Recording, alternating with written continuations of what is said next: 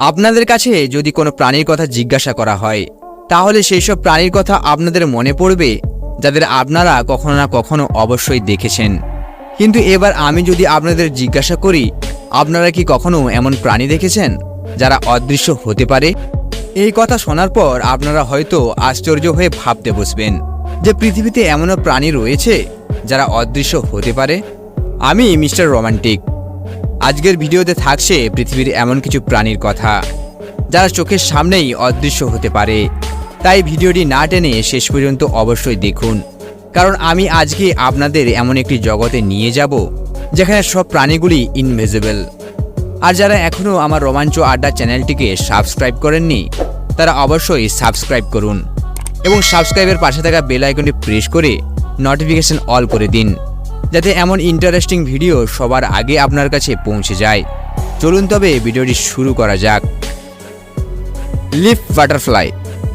আপনারা তো জীবনে অনেক রং বেরঙের প্রজাপতি দেখেছেন, কিন্তু গাছের শুকনো পাতার মতো দেখতে প্রজাপতিকে কি কখনো দেখেছেন? প্রথমবার এই প্রজাপতিকে দেখলে সাধারণ একটি শুকনো পাতা ছাড়া আর কিছুই মনে হবে না। এটা আমি 100% গ্যারান্টির সাথে বলতে পারি।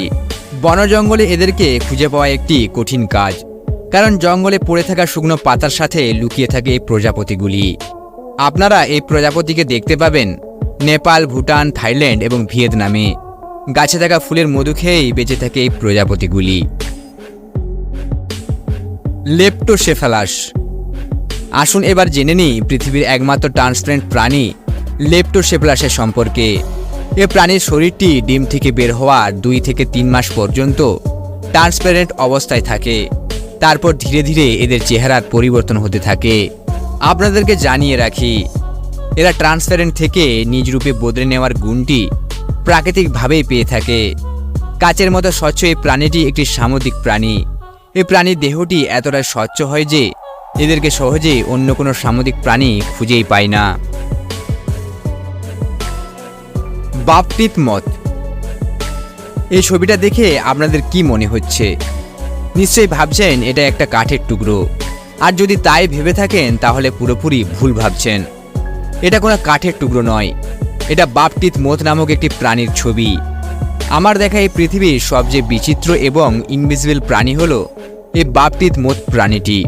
এদেরকে জুন জুলাইয়ের মধ্যেই জঙ্গল এবং বাগানে দেখতে পাওয়া যায়। আপনাদেরকে জানিয়ে রাখি, এই প্রাণীগুলি অদৃশ্য হওয়ার জন্য গাছের মধ্যেই বসবাস করে থাকে। এরা মোটামুটি বড় আকারের ভারী দেহের প্রজাতি, যার ডানা 55 থেকে 70 মিলিমিটার পর্যন্ত হয়ে থাকে। এরা সারাদিন গাছেই থাকে, রাতে বের হয় খাবারের সন্ধানে। Leaf insect. পাতার গঠন বিশিষ্ট একটি অংশ যদি হঠাৎ নড়ে চড়ে বসে, তাকে আপনারা কি বলবেন? পাতা নাকি পোকা? পাতা, তাও আবার চলতে শুরু করে, এটা আবার হয় নাকি? যত সব অবাস্তব ব্যাপার। কি বন্ধুরা, এই কথা শোনার পর আপনাদের একটু অবাক লাগছে, তাই তো? কিন্তু এখন আমি যদি আপনাদেরকে বলি এটা কোনো অবাস্তব ব্যাপার নয়। বাস্তবে এমন পাতার মতো দেখতে পোকার বসবাস রয়েছে এই পৃথিবীতেই। পোকাগুলি দেখতে হুবহু পাতার মতো হওয়ার কারণে আপনাদের আশেপাশে থাকলেও সহজে এদেরকে দেখতে পাবেন না। আর যদি দেখতেও পান তাহলে বুঝতেই পারবেন না যে এটা কোনো পোকা না কোনো গাছের পাতা। আপনাদেরকে জানিয়ে রাখি, এরা সারা জীবন গাছেই কাটিয়ে দেয় এবং খাদ্য হিসাবে গাছের পাকা ফলকেই খেয়ে থাকে। ইনভিজিবল আউল। চলুন এবার এই ভিডিও ক্লিপটি একটু দেখে নিই। ক্লিপটি দেখার পর আপনারা নিশ্চয়ই চমকে গেছেন যে গাছেরও আবার চোখ হয় নাকি। কিন্তু ভিডিওটি ভালোভাবে লক্ষ্য করে দেখলেই বুঝতে পারবেন যে গাছের মধ্যে একটি পেঁচা বসে রয়েছে। আপনাদেরকে বলে রাখি, শুকনো গাছ হলো এই পেঁচার পছন্দের বাসস্থান, কারণ এরা একমাত্র শুকনো গাছেই নিজেদেরকে অদৃশ্য করে নিতে পারে। এরা সারাদিন গাছেই চোখ বন্ধ করে কাটিয়ে দেয় এবং রাতের বেলা খাবারের সন্ধানে বেরিয়ে পড়ে। আসলে এই পেঁচাদের শরীরের পাশাপাশি ডানাগুলিও এমনভাবে তৈরি যে গাছে বসে থাকলে এদেরকে সহজে খুঁজেই পাবেন না। হয়তো সেই জন্যই শুকনো গাছ হলো এই পাখির পছন্দের বাসস্থান, কারণ এরা একমাত্র শুকনো গাছেই নিজেদেরকে অদৃশ্য করে নিতে পারে। Leaf Lizaad. এতক্ষণ পর্যন্ত আপনাদেরকে আমি পাতার মতো দেখতে পোকা এবং প্রজাপতিকে দেখালাম।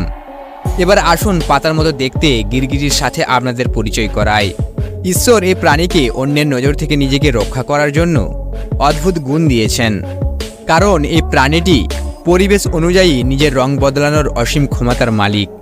এরা সাধারণত গাছেই থাকে এবং গাছে থাকা পোকামাকড়দের খেয়ে নিজেদের জীবনযাপন চালায়। এরা গাছের মধ্যে লুকিয়ে ফেলতে খুব পারদর্শী। এই বিচিত্র আর অদ্ভুত রকমের গিরগিটিকে মাদাগাস্কার দ্বীপে দেখতে পাওয়া যায়। আজকের ভিডিওটি এই পর্যন্তই। ভিডিওটি ভালো লাগলে অবশ্যই লাইক করবেন, পারলে বন্ধুদের মধ্যে শেয়ারও করবেন। আর যদি মনে হয় অবশ্যই আপনাদের মতামত জানাবেন, কারণ আপনাদের একটি মতামত আমাকে আরও ভালো ভিডিও বানাতে সাহায্য করে। চলুন তবে দেখা হচ্ছে পরের কোনো ভিডিওতে। ততদিন ভালো থাকবেন, সুস্থ থাকবেন আর রোমাঞ্চ আড্ডা চ্যানেলের পাশেই থাকবেন। ধন্যবাদ।